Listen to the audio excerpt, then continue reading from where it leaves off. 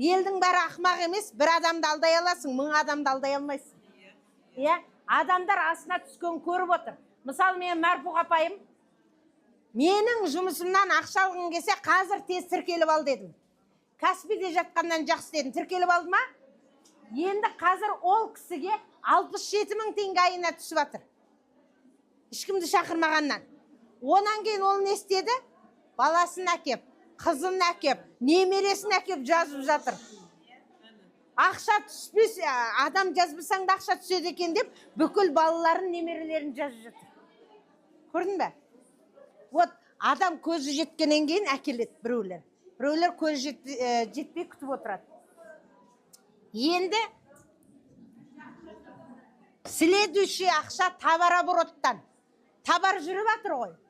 Әрқайсының балы бар, бал жүріп жатыр ғой.